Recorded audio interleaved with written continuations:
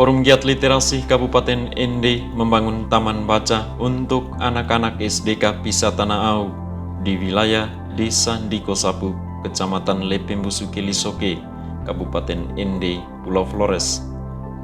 Taman baca tersebut bertempat di kantor Desa Dikosapu diresmikan pada 5 Juli 2020. Forum Giat Literasi ini beranggotakan belasan komunitas literasi yang ada di Kabupaten Ende.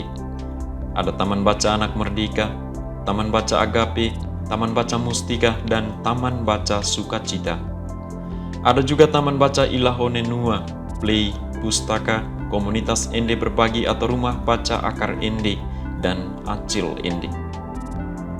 Selain itu, ada juga komunitas literasi remaja, Rumah Kreatif Sahabat Nusantara, Pondok Senja, Buku Bagi NTT Regio Ende, dan Rumah Baca Taungai Sia, serta Tres Hero Ende dan Taman Baca Dikosapu.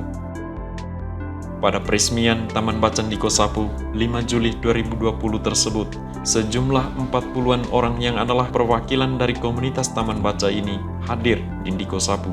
Turut hadir sebagai mitra saat itu, komunitas Mitra Endemik Ende Music Community yang membawakan lagu-lagu hiburan buat anak-anak dan masyarakat Dikosapu. Dinas Perpustakaan dan Kearsipan Daerah Kabupaten Ende juga menyediakan perpustakaan keliling saat itu, dan ini membakar semangat anak-anak dalam membaca. Kami yang datang ini adalah Forum Giat Literasi Kabupaten Ende. Jadi ada beberapa taman bacaan se-Kabupaten Ende, mulai dari Nuwabosi, Datu Pak Umar Baru, Nangaba, lalu sekota Ende. Kami awalnya bergerak sendiri, sehingga suatu ide untuk kalau kita sendiri kapan kita maju. Jadi ayo kita bersama, kita saling mendukung. Kelebihan teman baca ini menutupi kekurangan teman baca yang satu lagi. Lalu setelah forum ini terbentuk, kita mulai mencari orang-orang kreatif untuk terus kita ke desa-desa untuk mengunjungi anak-anak orang-orang di desa tanpa dibayar, dengan menggunakan dana pribadi dan juga dengan menggunakan donasi-donasi dari para donatur. Lalu kali ini juga agak lebih spesial karena kami bersama teman-teman komunitas musik Ende. Ini mereka biasanya kalau di Ende mereka dibayar semua ini. Di pesta nikah, di kafe-kafe dibayar.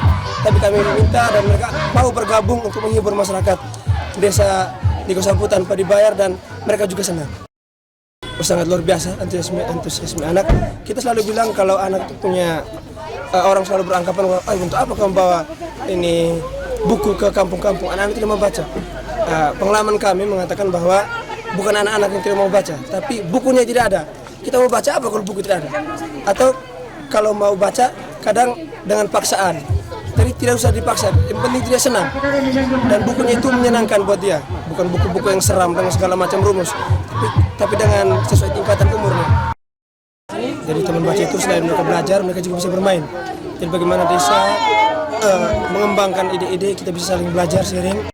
Untuk menyiapkan taman baca itu sebagai tempat kumpul anak, titik kumpul anak untuk bermain dan belajar. Lalu juga bisa menjadi fasilitas pendukung sekolah.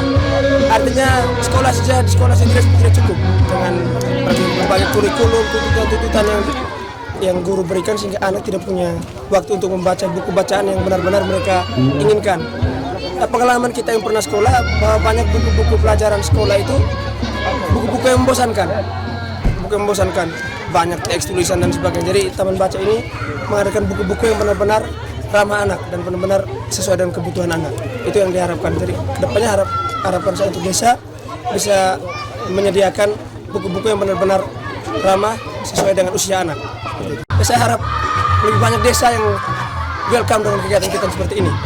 Dari 255 desa, sudah 3 desa lah kami kunjungi, tapi memang Dikosapu yang paling antusias. Ya, dengan seperti ini teman-teman kemarin dari penyambutan, sangat terima kasih. Dari penyambutan awal sampai dengan jamuan seperti ini, kami pikir Dikosapu yang terbaik, dan kami masih menunggu 254 desa yang lain di Kabupaten Ende. Dalam membangun taman baca ini, forum tersebut tidak bekerja sendirian. Mereka bekerja sama dengan pemerintah desa Dikosapu. Bahkan soal literasi, pemerintah desa Dikosapu memiliki target untuk menyediakan bahan bacaan buat anak-anak di desa yang tergolong terpencil itu. Memang Taman Baca ini menjadi 3 program saya, yaitu 3T.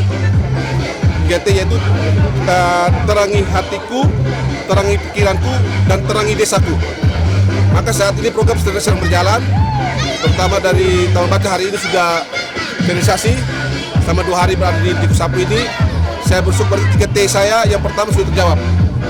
Tinggal 2T yang belum terjawab. Itu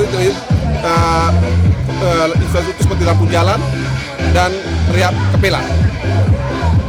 Ini menjadi program saya 3T.